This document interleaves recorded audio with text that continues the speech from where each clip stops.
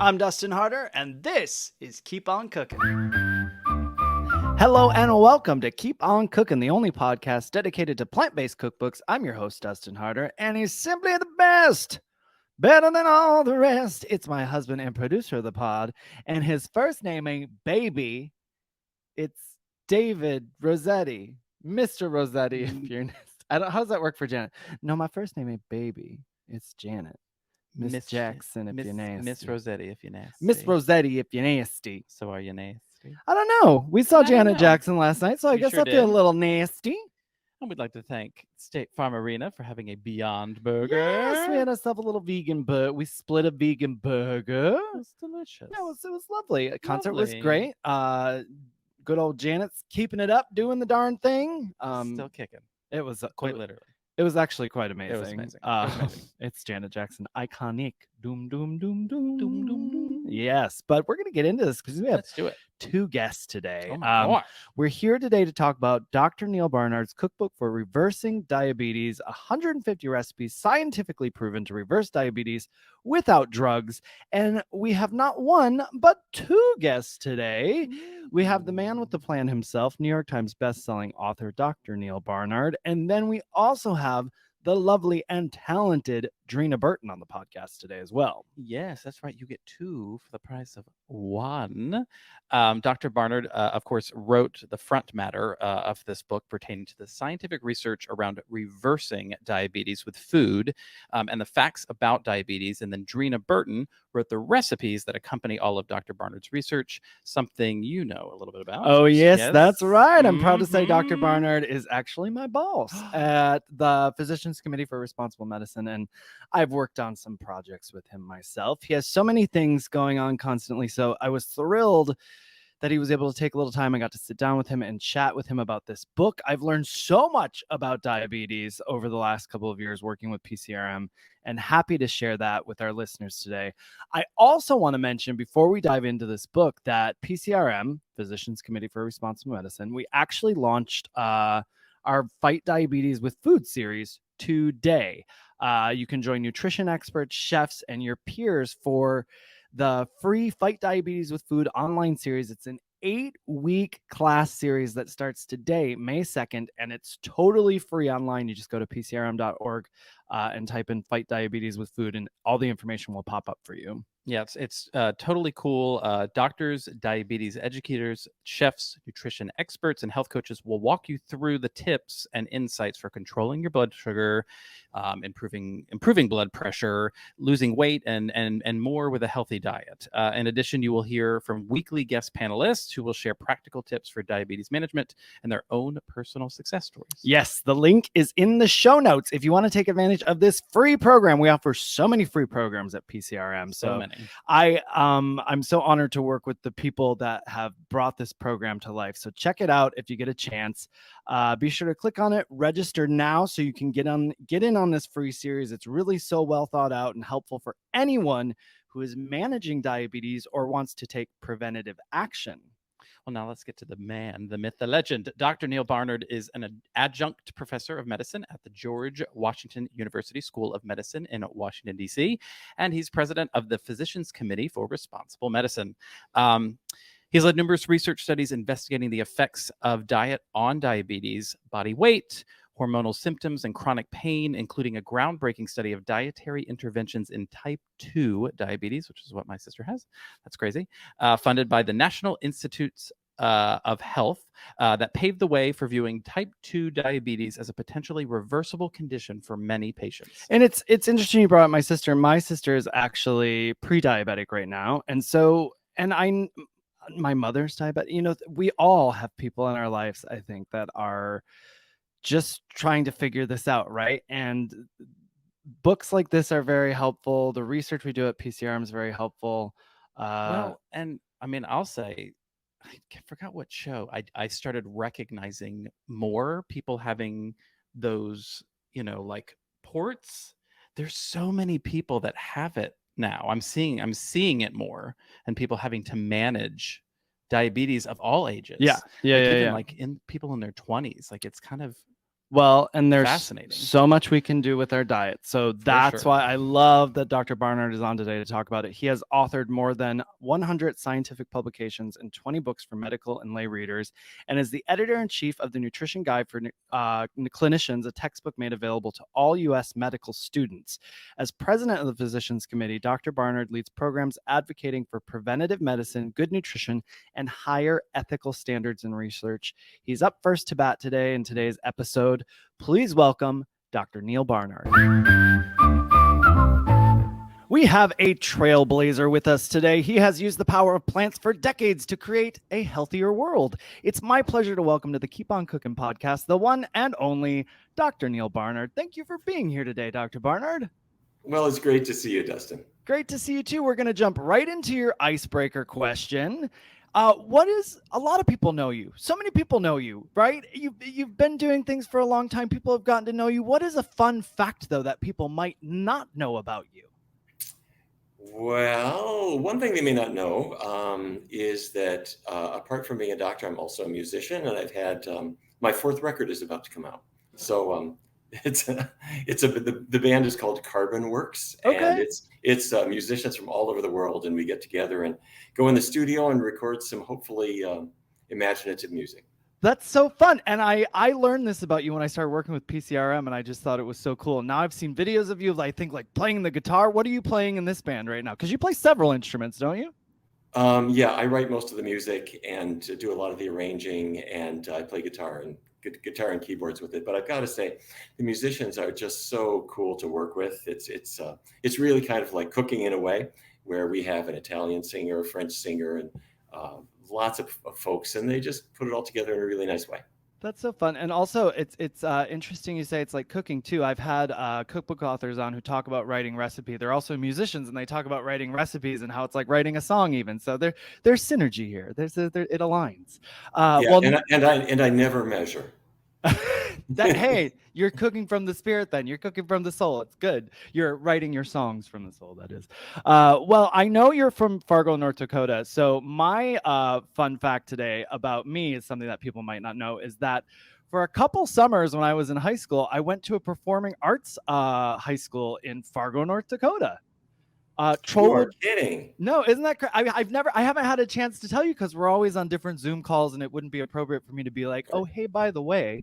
But yeah, it's called Trollwood Performing Arts School. And it was, when I went, it was out in the middle of a field, and we just did musicals out in the middle of a field essentially. But I think they've grown into a larger arena now at this point.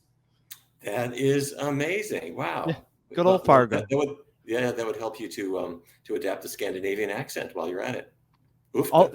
Yes, exactly. Well, we're here to chat about Dr. Neal Barnard's cookbook for reversing diabetes, with over 150 recipes scientifically proven to reverse diabetes without drugs. Before we dive into that, I want to touch on the nonprofit you founded in 1985, the Physicians Committee for Responsible Medicine. I'm proud to work with this organization and work with you, and so many people know of it, but I thought it would be nice for our listeners, perhaps if they're not familiar with it, for you to just tell people what it is and also why it came about in 1985, why you created it. Yeah, I'll tell you, Dustin, I was just out of residency. I took my first job as a physician in New York, in Manhattan. There used to be a hospital there called St. Vincent's. It's just above the Village. It's out of business now. But while I was there, I had a really busy practice, and I was really troubled by the fact that we didn't really do anything about a heart attack until it came into the emergency room. I mean, had we looked at the case, we would have seen it coming from all the predictors of cholesterol problems and blood pressure. We could probably have prevented it. And we didn't do anything about say, breast cancer until it showed up on the mammogram. There wasn't any effort to help women to reduce the risk. So I thought, okay, I want to start an organization that brings the prevention and especially the nutrition part into it. But the other part of it was, while I was in medical school, there were some animal laboratories that I thought really did not have to happen. I mean, why kill dogs to train medical students when there are better ways of doing it? So I wanted to tackle all these things, and I got to tell you, Dustin, I came up with an organization with the most horrible name, most unmemorable name in the world, the Physicians Committee for Responsible Medicine. But that's the name that name reflects what we're trying to do. Yeah. We're trying to make medicine more responsible. And that means prevention, nutrition, doing research studies, which we do lots of, and really advocating for healthier diets. In 1985, did you have allies in this with you? Were there people, or like when you really started going for this, was it just like a really solo mission at that moment for you, and you had to sort of seek people out as you went along, or did you have a few people with you aligned in that moment? Well, it was not some huge movement. I mean, there was a reason Yeah. that I called it a committee. Yeah. The idea was it was going to be fairly small. There were a few vegan doctors, but not very many at that time. In fact, people didn't really use that word very much. And if they used it, they weren't sure how to pronounce it, Sure. this vegan diet. And as time went on, I have to say, things have really exploded. Back when we started, soy milk was a powder. You would mix it with water and pour it onto your cereal and hope it didn't precipitate too fast. But the number of people who've gotten interested in it has exploded. Then athletes came in and started embracing it. And I have to say, the world of culinary arts has come in such an exciting way, because it means that we've got not only really good science, but we've got all the ability to apply it in the most wonderful way. Yeah, that's great. My mom just finally, I've been vegan now, I think for 12, 13 years. And she just in the last couple of years has finally stopped saying vegan. So it was a long road. And eventually I stopped correcting, and every now and then I'd just be like, I'd say vegan, like really loud. And now it's there. It's finally there. Well, I'm going to dive into the recipes in this book later, because there's a lot of great stuff in here. But before I got into the food of it all, I wanted to have you on to chat about not only reversing diabetes, but also what diabetes is. Most people believe diabetes is caused by eating too much sugar or carbohydrates. So they limit potatoes, fruit, pasta, beans, and other sweet and starchy foods. But it's not actually caused by eating too much sugar or carbohydrates. Can you put in simple terms for us what diabetes is and what causes it? It's an understandable mistake that people would think that sugar is the problem in diabetes, because diabetes means there is too much sugar in the blood. But the sugar in the blood is a good thing, because glucose in your blood powers your brain, and it powers your muscles, and it gives you energy to do things. The problem in diabetes is the sugar isn't getting into the cells where it belongs. It's just building up in the blood. So people thought, well, if I don't eat fruit and don't eat bread, then there won't be so much glucose in my blood, and I'll control it that way. That's turned out to be a huge mistake, because now we know why the glucose doesn't get out of the blood into the cells. We can fix that. And so we can still power your cells in the right way without worrying about limiting carbohydrate. Yeah, and that's sort of, we live in this world of, it's always the idea of limiting things, right? We're always thinking, well, if we take it all away, everything's going to be okay. But you look at foods and you see the power and the magic in foods is what I really enjoy about this book as well. It's a radical thought to most that you can reverse diabetes. We see all these advertisements all the time, medications, just talking about medications to manage it essentially. But here you are with an outline to reverse diabetes. And most people believe that this disease, once you have it, is just something that's going to progress, can only get worse, can only be managed by medication. So how did you tackle the idea of reversing diabetes? Well, it's an understandable thing that people would say, once you have diabetes, you'll always have diabetes. When doctors said that, they were well-meaning, because they wanted people with diabetes to take the disease really seriously and to test and take their medicines and that kind of thing. But what we discovered 20 years ago, NIH gave us a grant to try to find a better diet for diabetes. And so we did 2 diets head to head. One was a standard portion controlled diet, cutting calories and limiting carbohydrate, kind of things that you get at most clinics. And then the diet we were testing was a completely vegan diet, no animal products whatsoever, and we kept oils really low. And I can tell you why we were testing that, but let me give you the results first. We started seeing dramatic improvements in blood sugar with the vegan diet, despite the fact that people weren't limiting calories, they weren't limiting carbohydrates, they weren't exercising. All they were doing was changing the diet pattern. However, in the course of this study, there was one man who came in. He'd had diabetes for, I think, 4 or 5 years at that point. His hemoglobin A1C was out of control. It was 9.5, which is not good. And he said, I need to get better, because his grandma had had diabetes, his grandpa had had diabetes, and he said to me, I'm probably going to go blind. or I'm going to lose a leg if I don't get this under control. Anyway, as the study went on, his A1C came down and down and down. His outside doctor stopped his medication, and his A1C fell into absolutely the healthy range. And when that happened, I have to say, this new concept dawned on us that diabetes could actually go away. Yeah. And at that, it was a very controversial thing to say. They said, don't tell people that their diabetes will go away. They've got to always take their medicine. And with this man, if he'd taken medicine, his blood sugar would have been too low. So anyway, at 20 years ago, this was a completely novel idea. But now we see it every day. In our medical center, people come in with diabetes. We change their diets in novel ways. And our goal is to help them to get rid of the disease, not just manage it. Now, it depends a little bit on how long you've had it, how much damage it's done. But that is always our goal. Well, it's different elements, right? It's never one size fits all. So it's different for everyone. It's important for us to say that to people, right? Different results, different people. But let's look at the food. When we're looking at foods and diabetes, how can plant-based foods work some magic to protect our health? Okay, well, they do a couple of things. The thing that we've talked about before is these foods are high in fiber. They're naturally sort of low in calories, so they help people lose weight. That's all great.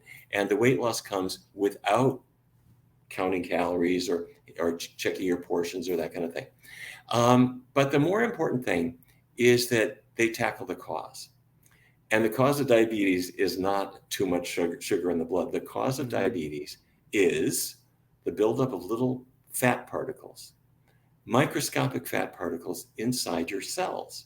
And for many people, that's a peculiar idea. But fat from the gravy that we ate or the pork chop or even salmon or whatever, anything that's got a lot of fat in it. The fat builds up in your muscle cells and in your liver cells in these tiny little particles that a generation ago nobody knew was there.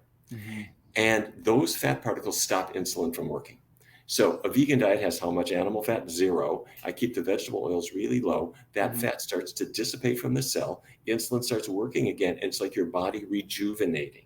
So that new mechanism has really empowered us to help people understand why a plant-based diet is going to help them. Mm-hmm. Well, everyone's always talking about what not to eat.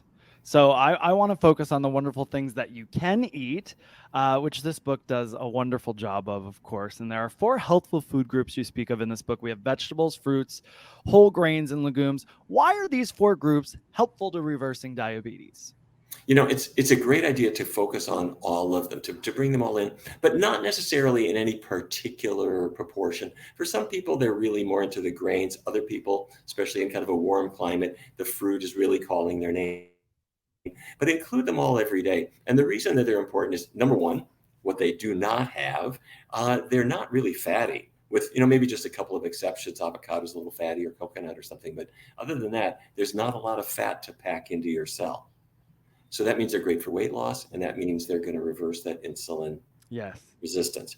But the other thing, they don't have cholesterol. They don't have the bad fat, the saturated fat. And that's important because what kills people with diabetes is not a high blood sugar.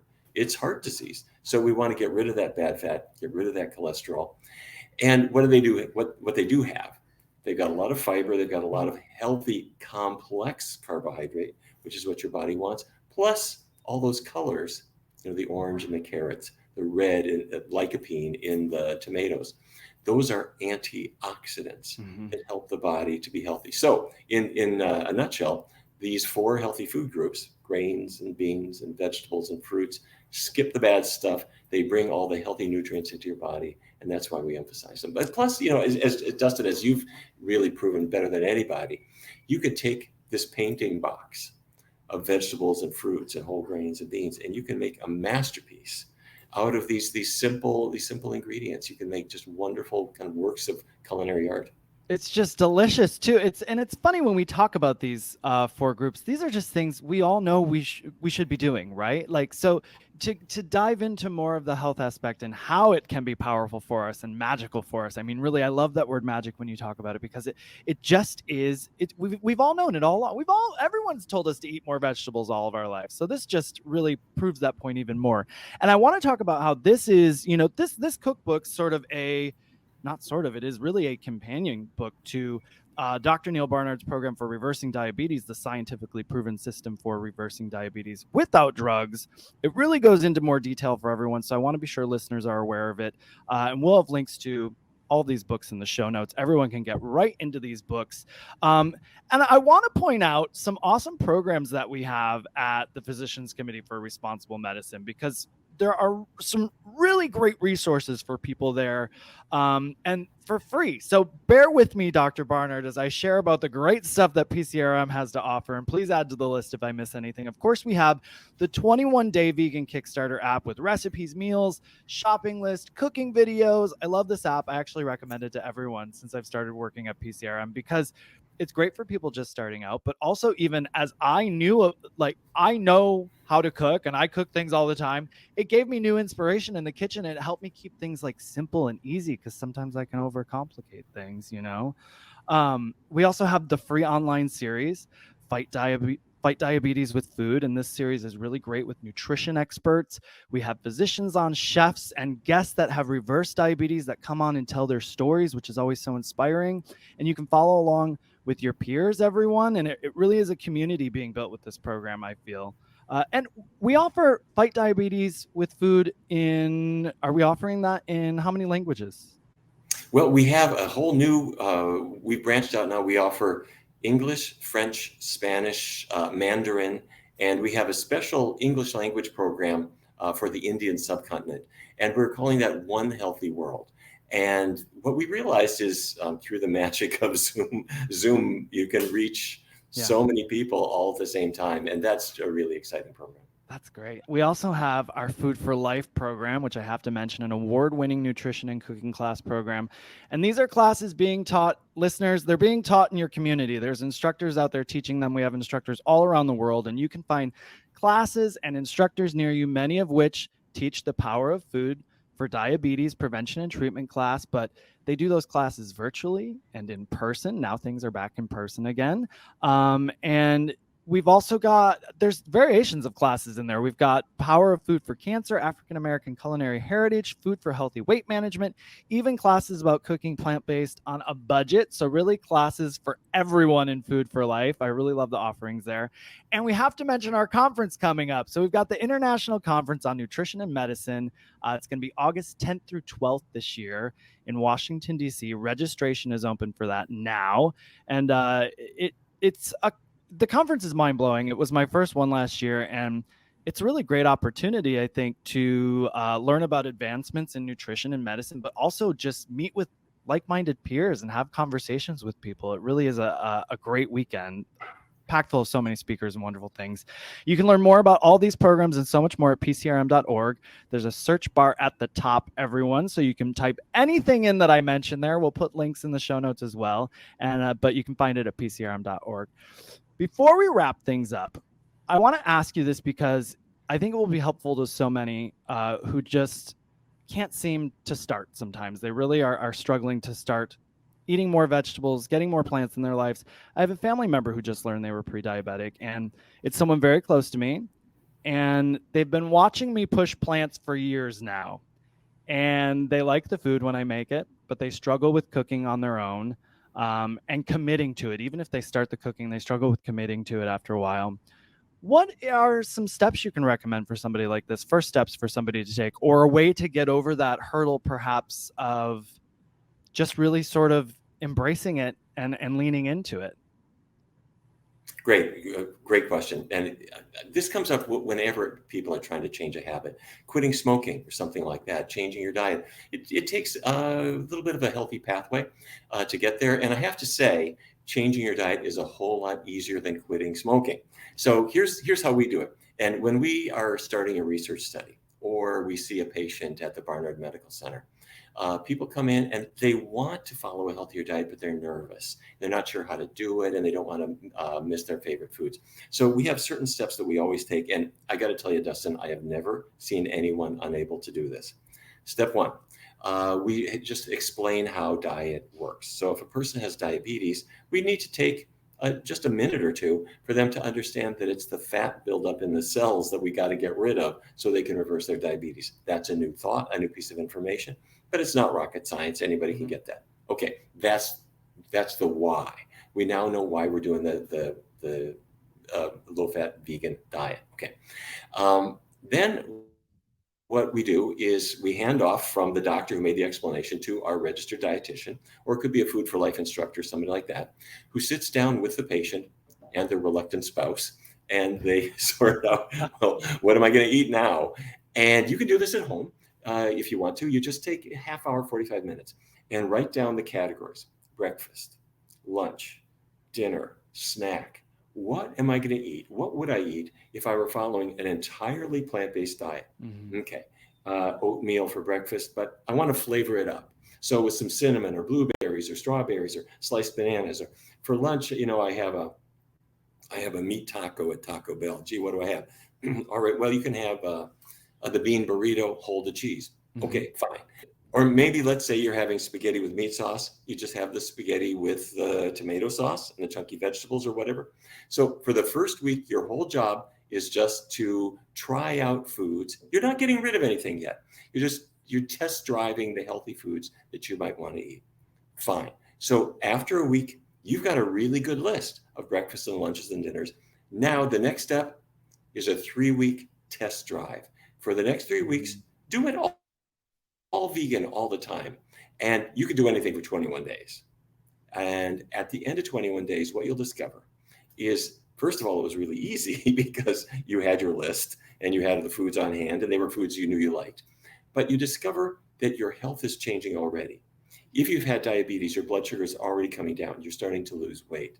But you also notice that your tastes and your preferences have changed. You haven't had chicken wings in 3 weeks, and you discover, I don't miss them at all. You're finding healthier foods and healthier recipes and new websites and new books and new movies. And frankly, you're hearing from friends who have been doing this for a long time, kind of wondering where you were. So we break it into those steps, and it's really transformative. That is transformative, and that is all helpful, very helpful information, and so easy to tackle. I mean, really, I shouldn't say, I am trying to stop myself from saying to people, it's so easy, you can do it, because the fact is change is hard, right? But once you sort of embrace that change and you take these steps that are small and they are easy, that creates the bigger change, right? And it gets you past the hard hurdle. So that's great advice and a great way to start that out and really take a baby steps approach to it and just make things more helpful right off the bat. So I really appreciate that. Dr. Barnard, I can't wait to dig into the recipes in this book and share more details about these with our listeners. I really appreciate you doing this and taking the time to chat with me today. Thank you so much for being here. It's been fun, Dustin. Thank you. Well, now I feel a lot more educated about diabetes for sure. Yeah, I mean, there's a lot of myth and misinformation out there, and I mean, truly, people, and I'm guilty of this. I hear one thing, and I'm like, well, that's the way it is. That's what I heard somewhere, something, whether I read it somewhere on the news or whatever. So I get it. There's so much information in the world. It's easy to get confused, but I really love the work PCRM is doing to combat that, and I have the privilege of working with several people who build the programs we offer, and y'all, they are so smart and really putting in such Herculean efforts to help people live healthier, happy lives. So again, mid-episode here, I'm just going to plug one more time. It started today. Don't forget about the Fight Diabetes with Food series. Starts today. You can sign up by clicking the link in the stories. You don't want to miss it. A free 8-week series, Fight Diabetes with Food. Free 8-week series. Free. Come on, free amazing. Classes. But now let's get to our next guest. Yes. Dreena Burton is one of the pioneering vegan cookbook authors. She's charted her journey as a plant-based cook and mother of 3 through 5 best-selling cookbooks, including the award-winning Dreena's Kind Kitchen and very popular Plant-Powered Families. Dreena has also collaborated with Dr. Barnard on the Cheese Trap book. The Cheese Trap, another great book. If you're curious about cheese addiction and how all that works and you feeling trapped by the cheese, get the Cheese Trap book. It's fantastic. And Dreena specializes in oil-free, whole foods vegan recipes. Her recipes bring whole foods together in unexpected ways to yield delicious flavors and rich textures. Dreena's recipes are regularly featured by groups including PCRM, Forks Over Knives, Engine 2 Diet, USC Davis, Integrative Medicine, Chris Carr, Blue Zones, the Humane Society, and the Food Network. Please welcome to the podcast, Dreena Burton.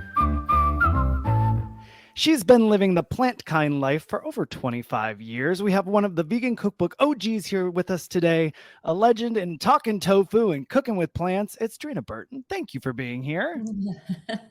Thank you, Dustin. Nice Yes, to be I'm here. fantastic. I'm thrilled you're here. It's such a pleasure to meet you. And I have your icebreaker right off the bat. We'll get into it. If you had a free day with zero responsibilities, what would your ideal way be to spend that day? Gosh, that's so far-fetched for me right now. I know, but right? like what? Like, can you imagine? No, actually, someone's Right. cleaning my house, right? Yes. Oh, absolutely. Okay, Yep. so that would be very nice. I would probably spend a lot more time enjoying my tea in the morning and relaxing. And then I always move in the morning. I do something called resistance stretching, which has really changed my pain and stiffness in my body. So that's Sure. really impacted me greatly. So, and then I usually do a little rebounding. Okay. Have my usual morning matcha latte, which I love, but I'd probably go out for it. Book in a massage. That would be nice. Infrared sauna. Very And good.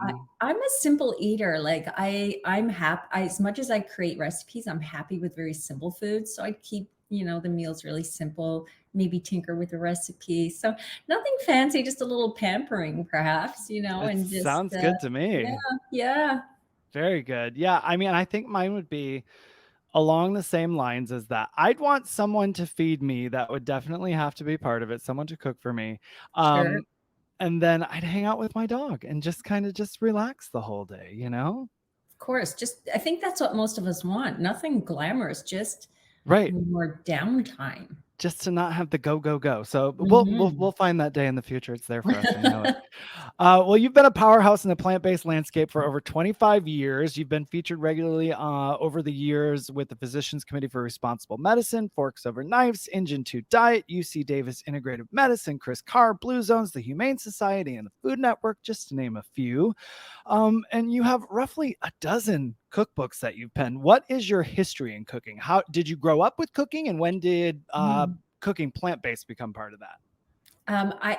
I saw my mom cook a lot, right? She had 6 children, so she was in the kitchen a lot. And, in those days, there wasn't as much processed food. There was some, but it was more canned food because of where we lived as well. And lived on the very east coast of Canada, Newfoundland. And so they relied, very hard winters. So they relied on a lot of preserved foods in that way, like canned foods, but not so much like the processed foods that we see now. So she cooked a lot, but I didn't actually find any interest in cooking until I became plant-based. When I started cooking for myself, like just learning to cook things, I found it tedious and really kind of awful to work with animal flesh. And I always found the cleaning really, gruesome, so much grease in the pans. And then the issue of cross-contamination always really, really bothered me. So when I shifted into eating plant-based, it felt free. To me, it was like a freedom in cooking, and it was fun to explore and learn. And I began to learn just through my own exploration, through books, and the Food Network was just kind of blossoming then as well. And their shows were not competition based. They were very much tutorial based. So I learned a lot through those because it was teaching about ingredients. And so, they're not always teaching about meat and dairy. More often they're teaching about how to work with fennel or, how to cook asparagus or something. So I learned just on my own and through trial and error and just kind of enjoying it along the way. Yeah, I love what you say about it became interesting with plants, because I feel the same was for me. I grew up around cooking. My mom was always cooking, but when I became vegan, suddenly I just felt like I can do magic, like the things that you do. And it gets exciting what you can do with different greens and different beans and then cashews, like all the different things where you're like, wait, you can do what? So I understand that perspective on it. It becomes, you get energized around cooking in a different way, it seems like. Yes, yes. And the processes are simpler. Even though Mhm. people feel it's challenging and difficult, Right. baking is easier. So it's what we think is limiting. It's actually quite freeing. Well, and also not dealing with the sort of gruesomeness of cooking with Mhm, flesh or mhm. the cross contamination, all of that. So all of that Oh, plays yeah. into that too. Well, we have you here today to talk about your recipes in Dr. Neal Barnard's cookbook for reversing diabetes. And of course, you have many books out. This is a collaboration book for you. How did this partnership with Dr. Barnard come about? Yeah, well, I had asked Dr. Barnard to do a couple of forwards for my books in the past, and he was always so gracious to do that.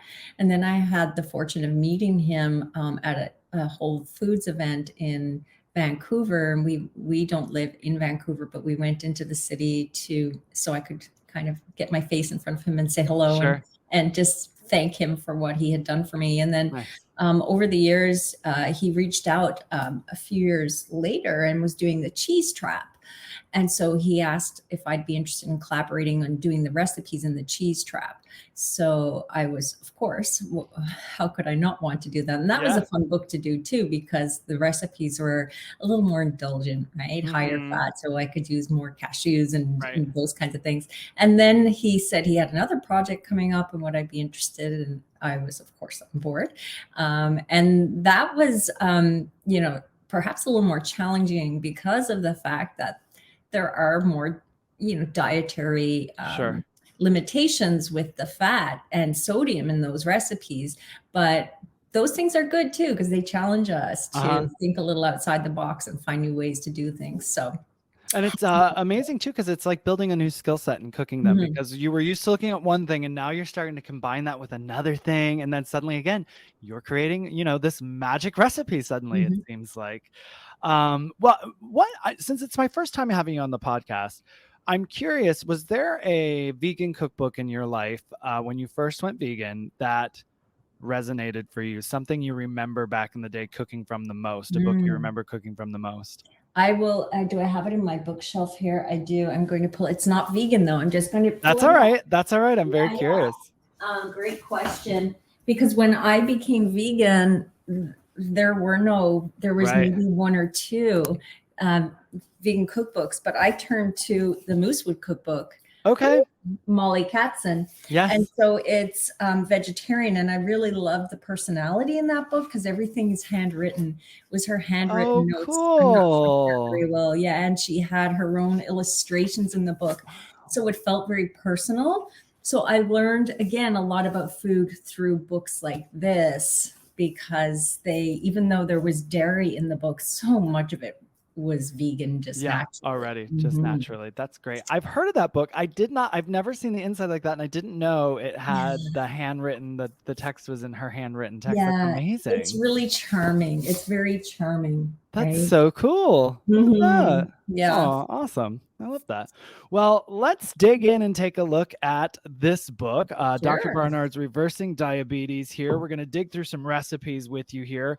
And the first chapter is breakfast. Lots of great things to choose from in here: creamy pressure cooked steel cut oats, blended berry oats, cinnamon wisp pancakes, rice breakfast bakes, sweet potato breakfast bites, baked oatmeal cups, breakfast polenta cakes. What is a recipe for you in the breakfast chapter that you found yourself coming back to since you wrote the Mhm. book? This one's kind of easy. I make what's called the scuffins. Mm-hmm. I make those a lot, and I now have a slightly different version of them on my Okay. site called yogurt buns, because I tinker with the recipe a little bit. But I like those because I can always put a batch of those together in under 10 minutes and get them in the oven. And so for, busy days and we want to have some quick Yeah. snacks, they're a go-to. So it's a muffin. What is a scuffin then? A scuffin is a scone meets a muffin. Oh, I love it. Fantastic. Oh, I that's should have great. prefaced that. I'm very corny with my recipe names. People That sort of know the that now. cornier the better. That's fantastic. Is that then so? But it is in a muffin tin, but it has the texture No. then of. Okay, so how is Yeah, it? so it's not as dense as a scone because scones tend to have a lot of oil or butter or something very it makes it quite heavy. Yeah. So it's more muffin texture, but you just drop them on a sheet so they Okay. kind of come out like a little scone. Oh, I love that. That's Yeah. great. I'll have to try those. Well, I also have to mention this miso love avocado toast, lemon pineapple muffins, and cauliflower scramble. I love it using cauliflower for a scramble. Tell us about the cauliflower scramble a little bit. Well, uh, when you first, two things I want to say about a scramble. Often we see scrambles with cumin, and I'm not against cumin in scrambles, but I think people feel they always have to have that flavor, and that's like that Southwest flavor, right? And sometimes you Sure. don't want that. So, in that recipe, I show how to get other flavors into it, and so that it tastes more like a scramble. Because when you're using cumin, it doesn't taste like what you think a scramble perhaps should taste like growing up. And then when you use cauliflower, and I also love to use potato in scrambles. I think I have potato in that one. It can kind of stretch out using tofu in a scramble, because when you break up tofu and make a scramble, there's not a lot there, like if you're serving a family. So then if you add some cooked cauliflower and some potato and break it up, it helps to extend the quantity and also makes it a little bit lighter. And you just get a bigger batch, right? You get more Right. nutrients in it as well. So it's a nice way to kind of extend. You can use other veggies as well, like saute zucchini until it's really nice Sure. and soft. And because then, it's almost the same color, and it just makes it like, again, extends the tofu. Right. I love that. And that's one of the things I love about cauliflower's had its moment now for several years, but I do love it for things like when we use it, cauliflower mashed potato, cauliflower scramble to sort of just, some of us like to have a bigger portion. And if the cauliflower is there, we don't have to stress about it. We can make sure we're having a satiating moment with the cauliflower, essentially. So it's nice. Absolutely. And it can be used in combination, like a cauliflower mash could be added to the potato. So it's more than just one vegetable. Yeah, absolutely. And getting veggies in. So no complaints there to get veggies in. Any way we can do that, right? And we've got a drinks chapter next. What's a healthy sort of sip from the chapter you would recommend for people? Oh, well, my favorite is the matcha latte, because I make a green tea latte every morning. It's my thing. I love it. I have it with me now. So that one's probably the easiest. That's great. And it's a vanilla green tea latte. That's the one in here, right? I love it. Yeah. So good. Other great options too. We have turmeric milk in here, strawberries and cream smoothie, a creamsicle smoothie, fruit spritzer, and even a sugar-free lemonade, everyone. So what's in the sugar-free lemonade? Everyone loves lemonade, and we would all love to have it with no sugar. Yeah, I use a little bit of stevia, not much. And I know some people don't like to use stevia, but if you use it very judiciously, small amount, when you use too much is when it tastes peculiar, right? It tastes a little odd, and it is a herb. Like a lot of the other sugar substitutes that have come out in more recent years, in the last 5 years, they're not as like unprocessed. Stevia is actually a herb that you can buy when you go out and buy mint and parsley. So it's one that I like to use, and I've always found it like a good option, and to use just a small amount. That is sort of the trick, right? Using just the right amount so that you're not suddenly going, this is terrible. Instead you're going, oh, it's just got like a tiny touch of sweet. It's just right. Have you used monk sweetener at all? How do you feel about monk these days? I don't. I think it's a good one. I don't, because it's quite expensive. It is quite expensive. Yeah. That's the thing with, and then I know there's some new information about erythritol, which I've never used, and some issues with that have come up. And I think monk fruit is a better one, but it's so pricey. I don't think that, and for me, when I want to make recipes that I think are accessible for people, I feel like that's just not.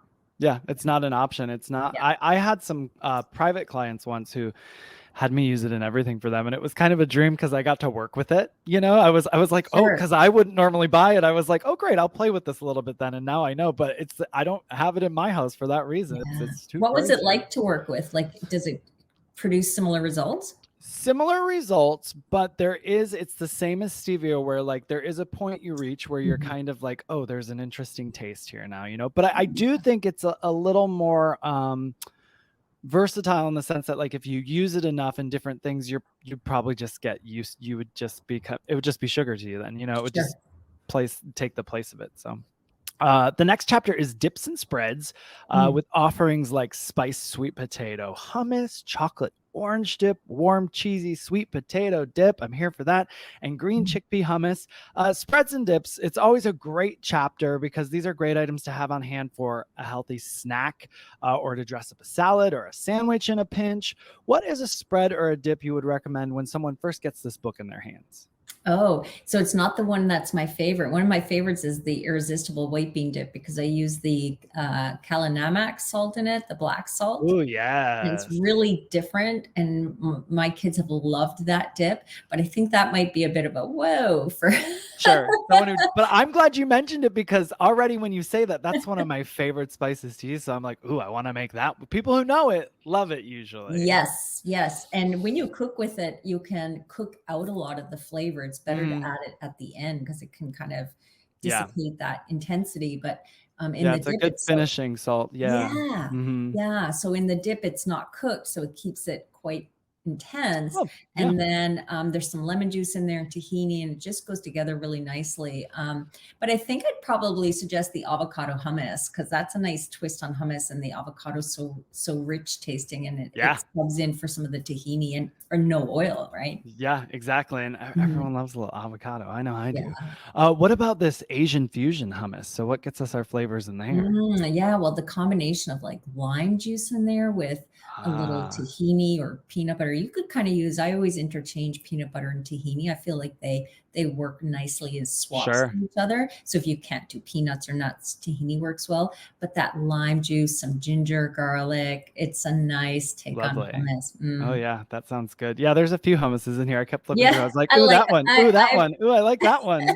I have a book with a chapter on hummus, so I got a little carried away. Oh, that's great. Oh, that's so good. No, it's great because hummus is one of those things, the stores usually have their typical versions of like a roasted red pepper hummus, a garlic hummus, and a hummus. So like when you get someone's book and they've done some work on it and played around with them for you, it's always fun at a party too to have like a classic hummus for people. And then maybe something like the Asian fusion hummus too, where people are going to be surprised and excited by it a little bit. Totally. So nice. And store-bought hummus does not compare. We know it's just not as good. It is not as good. Do you peel the skins off your chickpeas when you make hummus? Good Lord, no. I have 3 kids and no, thank you. I mean, if someone wanted to do that for me, great, but well, so I was watching something where somebody was like, this is the secret to the best hummus. So I was like, you know what? Let me just dig in and try. So I did it once, took me forever. And I will not lie. Sure, the hummus was fantastic, but I was like, I can't do this every time. And it wasn't so much better that I'm like, oh yes, this is worth it. I'm gonna peel the skins off these chickpeas every time. That's what you do on that day with no responsibilities. and there goes the whole day right there, it's gone. Oh, I love it. The next chapter is sauces, dressings, salads, and sandwiches. What is a favorite sandwich from this chapter? And I'm also curious if there's a sandwich maybe that your kiddos enjoy from here too. You know what? I might have to revisit the sandwiches there. I was thinking of the salads and the sauces. Oh, well, tell me about your salads because then. I really love the Moroccan bean one in that book. Yes. Yeah, because I love that combination of the Moroccan seasonings. They're very warm and comforting and they're earthy, but then they have a little sweetness as well. So that one is really nice. I like even the dressing itself is really good. But then of course you can I feel like summertime is just the time to make lots of beanie salads and have them in the fridge. And absolutely. Rely on them, right? Absolutely. So I'm not sure about the sandwiches. I'd have to revisit. I'm like, what sandwiches did you know what you have in here? You give us a nice grilled hummus sandwich. So coming through with the hummus again, I love it. But you've also got a grilled nut butter sandwich in here, which I love. There's no better way really to enjoy a nut butter sandwich, a grilled. That is one I've made for my kids a lot over the years. Yes, I forgot about it. And then I often give them some just unsweetened applesauce. I mean, they're older now. Kind of like if you have grilled cheese. I don't know if you have a thing with in tomato soup grilled and cheese grilled cheese. No ketchup. Listen, so no, I haven't seen anyone do it, but I've done it. I think it's a Canadian thing. I was gonna say maybe I'm a little Canadian. I don't know. I've done it before. We also put ketchup on mac and cheese. So I remember someone said to me, "What?" And I said, maybe it's a Canadian thing. So also with grilled cheese, we always see kids have grilled cheese with ketchup. So I for me, it's like anything grilled needs a dip. So I would give them some unsweetened applesauce I love with a nut that. butter sandwich. Yeah, I think anything needs a dip. We love dips and sauces in this house. They're a win every time. And you've got some great staples in this chapter as well, like the balsamic drizzle, tahini sauce. There's a fuss-free gravy, a green goddess dressing, a punchy mustard vinaigrette, and an avocado basil dressing. So this chapter will keep everyone stocked with flavorful options for their salads and bowls. And soups and stews is our next chapter. I love comforting bowls of things like black bean soup. You've got a black bean soup with sweet potato hummus in here, Thai corn and sweet potato stew, sweet potato bisque with white beans, Jamaican stew, robust crimson bean stew, and roasted tomato and sweet potato soup. Now, are you a soup person only in soup season or all year round? I love soup. Soup could be, if I could make soup every night, I probably would. Yeah, I love soups. And in the summer, like it can be a bit much, but there are times I want to just crank out soup anyway. Absolutely. I feel like soups are such a good, reliable meal because you can make such a big batch. You can freeze it. You can have it in the fridge. If it's a pureed soup, it can become pasta sauce. Yeah. Like you can repurpose the recipe in that way. And then you can just build on so many flavors in soups and just kind of get all the good stuff in there. I don't know. Yeah. They're just my thing. I agree with you. And I also feel like they're cost effective because you're making that big batch of food. And I mean, if you have a family, you can feed them with a big pot of soup and feed them like a hearty, actual, like hearty, satiating, nutritious meal with a pot of soup. So it really is a great skill to have. On Sundays, I love to take things from the kitchen and just put it in a pan and make the soup. So we clean out the kitchen, make room for produce the next week. It's a great way to do it. I was going to say great skill for anyone to have when they can look in their kitchen and just pull things together and use up their produce. But what's a super stew for you that you would tell a listener to make from this book? They just get the book. They're like, ooh, soups and stews. I love them all year round too. What should they make first? I'm thinking maybe if they enjoy curry, the cauli, I think it's 3-bean cauli curry stew. It's towards the end of the chapter. That sounds right. That sounds like one. Cauli curry bean soup. There we go. And it's curry, but not too hot spicy. It's like flavorful spicy, but not burn your mouth spicy. Yeah. I really like that. Yeah. And then the robust crimson stew, I really, that's a nice one. If you don't want to go the curry route, that's a really nice hearty stew in a tomato base. Which is really nice. I love a stew too. Just like a traditional easy stew is so nice too. What's the hodgepodge stew? Oh, that's kind of, I think, like a pantry. Like you say, clean out your fridge. What the things that people usually have in their kitchen, right? Carrots, celery, onions, potatoes. Pull out spices, kind of get it in there, add some greens at the end, because you can always add some greens just before you serve it. Wilt them down a little bit. Perfect, right? Yes. And listeners, Dreena just gave you the best advice we can ever give you when it comes to getting greens in. Just toss them into anything like towards the end. And it's the best way. I've had some kale that's about to go to the other side in my fridge, and I'll be like, oh wait, I'm making that one. I'm making a pasta dish. Let me just toss it in when the pasta's still hot so it wilts down right away. It's a great way to get. You don't need to cook it separately. It's the real way. It doesn't have to be a labored process. You can just toss the greens in there. It's gonna be okay. We're now at the main event here. It's the mains chapter. What's a recipe from this chapter that has satisfied your hunger the most when you were sort of recipe testing and writing these recipes? One where you were like, oh, this one hits the spot. I love the lemon tahini pasta sauce. I love it. I love it. I really enjoy tahini anyhow. And I think tahini was one of those ingredients that when I first tasted it, you have that, who eats this? It's very bitter.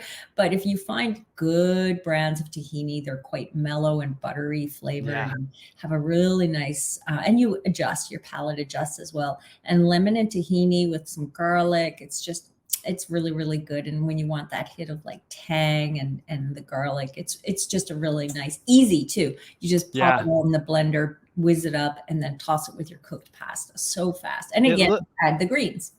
Yeah, I mean, really, add the greens. There's a great photo of that pasta in here. I stopped yesterday. I was looking through. I was like, "Ooh, what's that one? I have to make it." So it even looks delicious too. So perhaps a crowd pleaser to feed a guest as well. Have you ever had the It's almost like a tahini fudge. I forget what it's called. It has a name to it. It's Halva? Yes. Yeah. Yes, I have. I haven't had it in a number of years, though. I think I had it when I wasn't vegan, and I found it a little bit. I think the sesame seeds are not so finely pureed that there's still some graininess. A little gritty. granular. Yep. Didn't love it, but it might be something fun to revisit now that Well, it's so funny that you say that, because I was in Amsterdam a couple years ago, and a friend like swore by it. They were like, "You have to find this place, you have to have it." And I liked it, but they were like over the moon for it. So I was like, I tried it. I don't know what my expectation was. Plus that, I think in the text to me, they had called it a cake. So I think in my brain, I was thinking it's going to be like like a tahini frosting and like some sort of tahini cake, but it's more like a fudge. It was more like a fudge. So I think all around my brain was just in a different space with it, but I felt the same. It had like a little grittiness to it, but still tasty.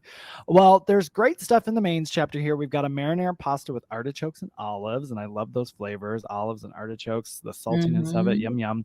Mighty mushroom burgers, barbecue bean burgers, loaded sweet potatoes. Love a good sweet tater. Love that loaded. Thai red lentils. Oh, so good and so easy too. Thai red lentils, power pasta, sweet potato shepherd's pie, sun-dried pumpkin pesto pasta with fresh spinach. Did everyone hear me? I'm going to say it again. Sun-dried pumpkin pesto pasta with fresh spinach. Orange tofu.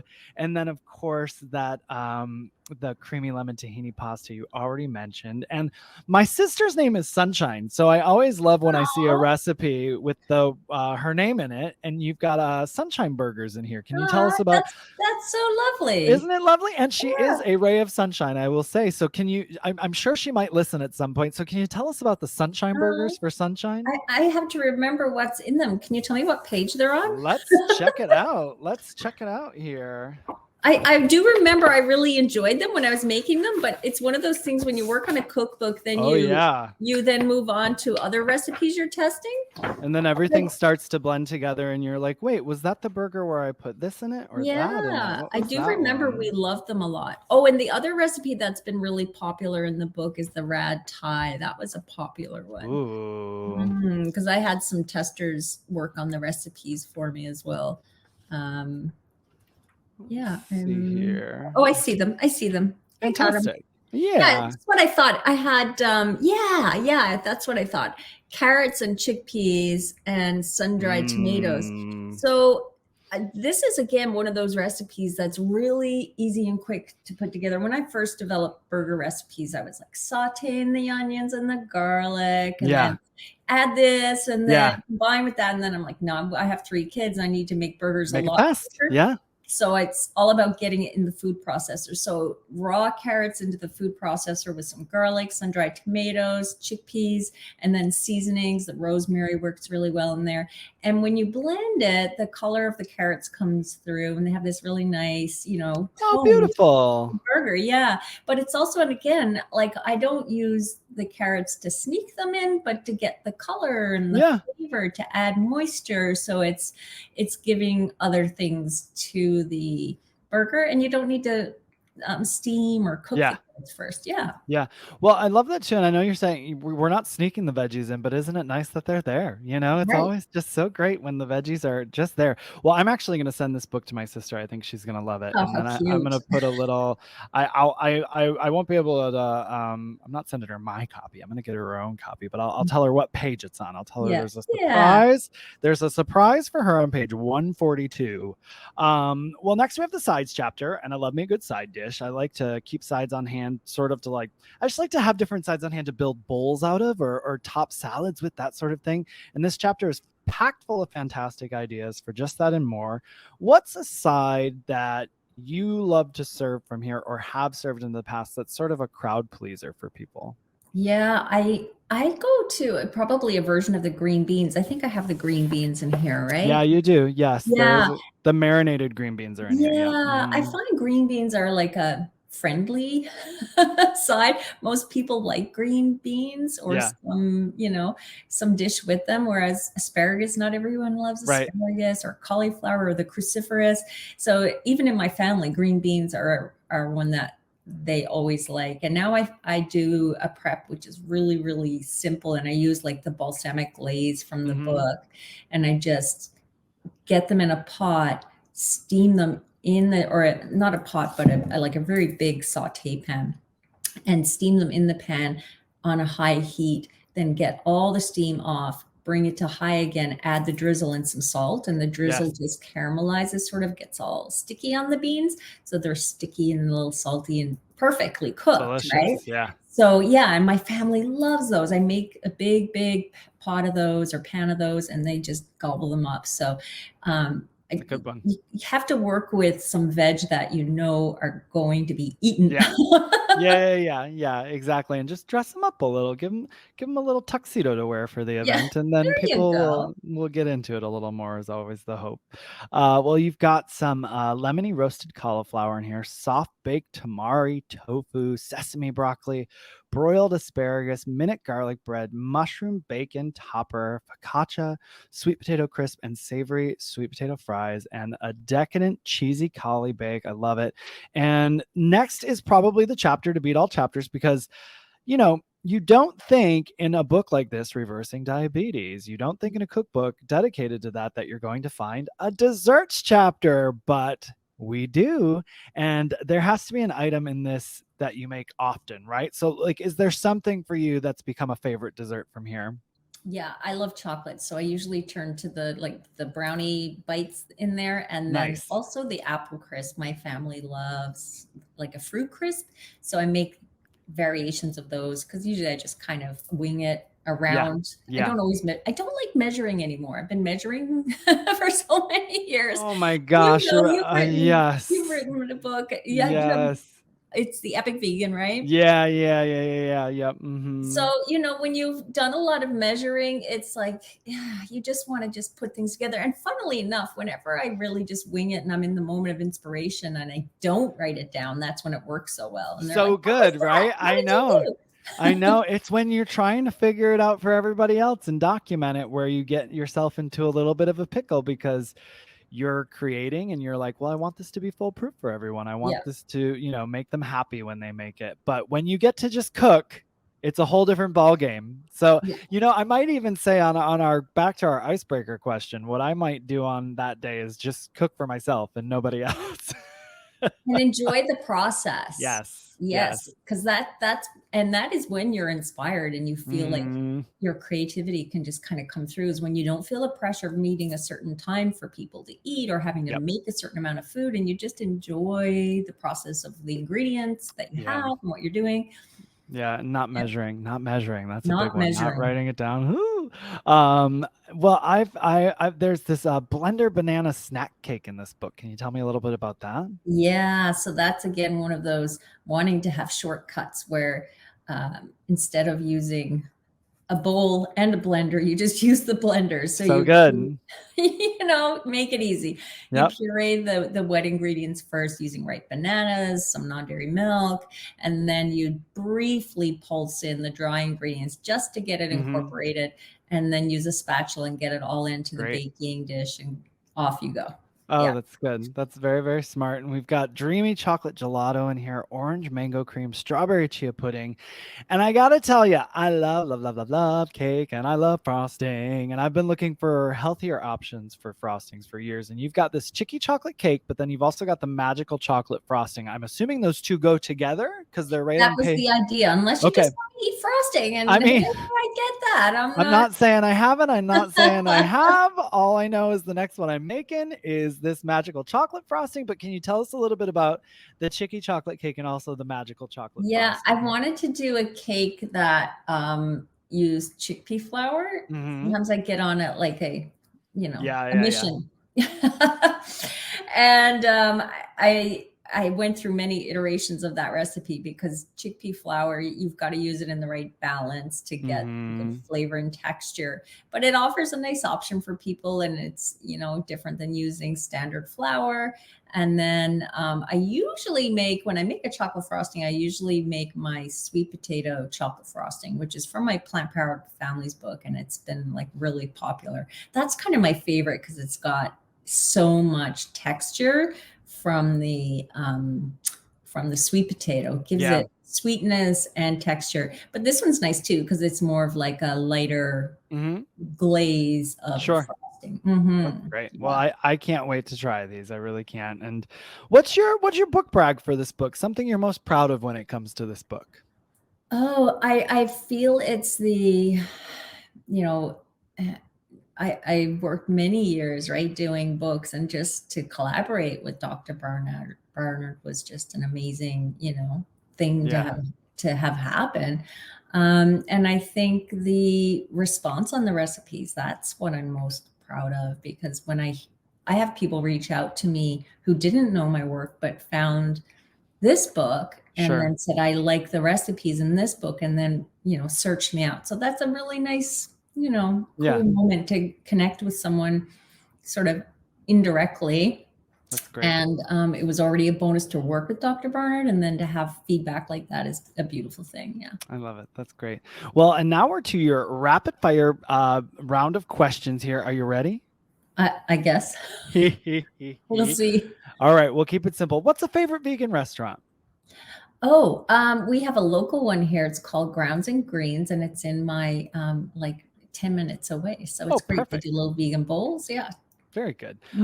Favorite quick snack? Favorite quick snack? I always go for something chocolate. Ooh. Yes. Very good. Very good. I'll take that answer. Yes. Favorite snack for your kids? Is there a snack your kids enjoy? A quick They snack? love roasted chickpeas. Very if good. I make them, they eat them far too fast, but my kids are really great at snacking on fruit too. So when I have a lot of fresh fruit, they're good. Yeah. Perfect. What's a favorite shape of pasta? Oh, I like something like a rotini, or I always think of, I don't know if you know Jerry Seinfeld shows from the years ago, but Fusilli Jerry. Yes. I might make a reference that no one's going to get. So I like that. No, people will get your Seinfeld reference for sure. Barbecue sauce or hot sauce? Barbecue. And food on a skewer or a tiny spoon? Oh, tiny spoon, because you can't eat ice cream from a skewer. Hey, that's the best answer to that one I've ever heard. Still or sparkling water? Oh, still. Early morning person or night owl? Early morning all the way. Yes, me Always too. have been. Yeah, well, I have for a long time now, actually. It's been quite a while. Favorite sauce for pasta? Probably the lemon tahini. Must-have kitchen tool? There's so many. A really good spatula and skillet. Very good. Must-have or most used spice in the kitchen? Maybe cinnamon. Okay, yeah. I go through a lot of cinnamon. Yes, me too. What's and this, I don't want to make any vegetables mad, but do you have a favorite vegetable? Oh gosh, yes, sweet potato. There you go. All right. And a place you have on your list that you want to visit? Probably Palm Springs. Haven't been there. And Lovely. Also haven't been to Mexico. And I'm craving somewhere warm. Yeah, absolutely. We haven't been to Palm Springs either. I want to go there too. That was very good. You did. That was your rapid fire. Very good. Yes, you did it. Well, thank you so much, everyone. Go get a copy of Dr. Neal Barnard's Cookbook for Reversing Diabetes with these magnificent recipes by Dreena Burton. And Drina, please tell everyone where they can find you on social media and the internet. Sure. My site is dreenaburton.com, and then all of my social profiles are on my site, but it's usually my name. It's mostly my name, Dreena Burton. Easy to find then. And I think I saw, are you teaching, and I don't know, I think it's online, but are you teaching yoga classes online as well? I'm actually teaching the resistance stretching that I mentioned. Oh, fantastic. So it's not stretching muscles, it's stretching fascia, the connective tissues. Very cool. And it's really because I noticed in my body after like 45, I started to get a lot of pains. It's just life, right? Yeah. And so it's really transformed things for me. But I do teach yoga as well. I'm a yoga teacher for 4 years now. Awesome. Mhm. And can people find ways to sign up at your Instagram and on your website and all that stuff? Yeah. My site, there's a post about it. It's called the Joy Club. So the Joy is my Great. middle name. So if Fantastic. they search that, on my site, they'll find it. Okay. Yeah, my next question was going to be about the Joy Club, but the fitness is part of that then. That is, Club. And that then I do great. a little bit about food in there and Great. Talk all good stuff, food and health. That's great. Well, it sounds like you have a great community surround. I mean, I know that you do, but it sounds like potentially one that's also there with the Joy Club as well then. So that's fantastic. Yeah, I appreciate the people that, have been with me over the years. They're very caring, and I feel like very blessed really to have people who are interested about what I talk about, Yeah, for sure. I'm gonna let you go. I promise. I just realized I just saw on your Instagram, it looked like there's people testing new recipes for you. Is that anything you can talk about? Is there something in the works? Is there someone testing recipes? I am revising. One of my cookbooks, Left to Meat Vegan. I'm revising the recipes in that, so that might be it. And maybe that's it. Yeah, ebooks with that, with full photos. Awesome. And making them, because some of the recipes had oil, so I'm just removing all that and making the recipes easier. So that might be it. Okay, yeah, that might be it then. Well, everyone follow Dreena. And Dreena, if you're up for it one day, I'd love to have you come back and talk about Dreena's Kitchen, your fabulous bestseller. I also believe took first place in the International Vegan Film Festival Cookbook Contest in 2021. Is that right? It is, and I believe you... Second place. There you go. This year? Last year. Yeah. Right. So we're buddies there. Congratulations to you. Yes. Yeah. But I would love to, if you would come back someday, if you want to chat about it, I'd love to go through that book too. But I just appreciate your time so much. And you are a legend. I appreciate you being here. Thank you so much. It's a pleasure. Thank you for having me, and great questions. It was fun. Thanks, Dustin. Thank you for joining us for another episode of Keep On Cookin'. Be sure to subscribe wherever you listen to podcasts and leave us a review if you like the podcast. It helps a lot. Yeah. And get more information on the podcast, Dustin's cookbooks, the Vegan Roadie series, and sign up for our newsletter at veganroadie.com. And of course, follow us at The Vegan Roadie on all social media platforms. Now get in the kitchen and keep on cooking. And hey, remember, it's nice to be nice. This has been a Muzzy Cat production.